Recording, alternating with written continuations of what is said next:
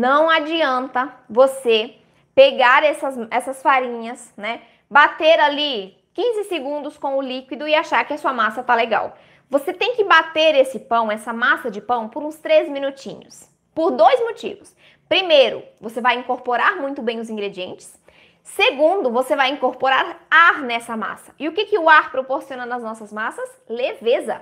Então, quando eu tenho, por exemplo, na receita do pão francês, eu bato por uns 3 ou 4 minutos, ou mais, 5 minutos, não me lembro exatamente na receita. Nessa receita que tá no YouTube, eu não sei qual é exatamente o tempo, mas é aproximadamente isso, uns 4, 5 minutinhos. Porque eu preciso incorporar muito bem, eu preciso de uma massa bem líquida, né? Bem lisa, perdão.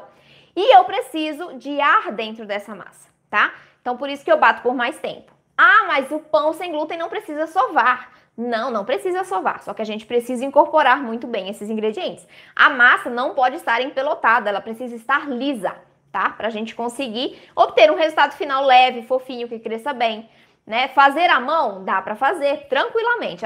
Todas as receitas dá pra fazer na mão, porque é uma massa mais cremosa. Só que a gente precisa incorporar muito bem esses ingredientes. Por isso que todas as vezes que alguém me pergunta, eu posso fazer essa massa de pão na mão? Pode sim, só que você precisa bater muito bem essa massa. Sempre coloco isso, tá? Para você ter uma massa lisa e não prejudicar o crescimento, né, a fermentação desse pão dentro do forno, certo? E aí aqui, tratando de incorporação de ingredientes, de ordem de adição, tem uma coisa muito importante que você tem que observar, que é o método de preparo dessa massa, tá? Em geral, as massas que eu faço de pães, eu utilizo o método reverso, método cremoso reverso, tá? O que é isso? Quando eu estou fazendo uma massa pelo método cremoso reverso, eu coloco as farinhas e em seguida eu incorporo a gordura, né? O óleo vegetal, no caso.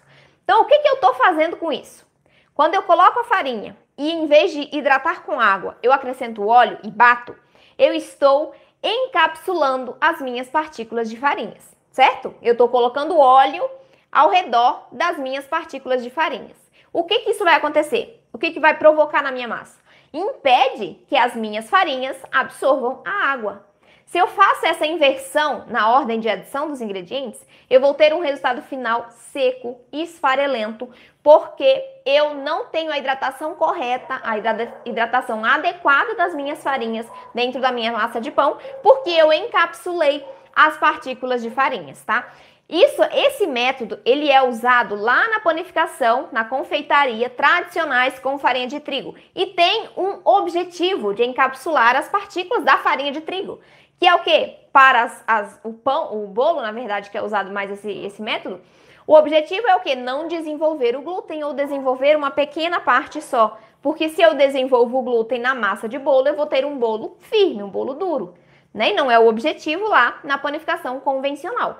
Aqui, trazendo para nossa panificação sem glúten, né, restritiva, a gente não faz nessa ordem, a gente vai trocar a ordem. Então, a gente vai colocar as farinhas no nosso bowl da batedeira, por exemplo, e em vez de colocar o óleo, nós vamos colocar a água. Nós vamos hidratar essas farinhas antes de acrescentar a gordura.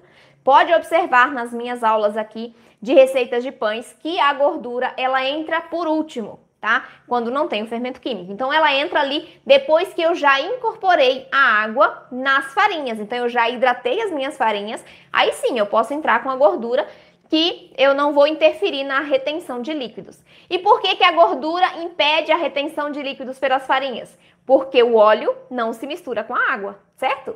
Se eu tenho óleo na minha partícula de farinha, a água não vai entrar na minha partícula de farinha. Então, eu prejudico o crescimento dessa massa, a hidratação dessas farinhas e, consequentemente, eu vou ter um resultado final farelento, né? Que não cresce bem, ressecado, por conta dessa troca de adição de ingredientes ali, na ordem de adição de ingredientes. Então, é muito importante observar isso.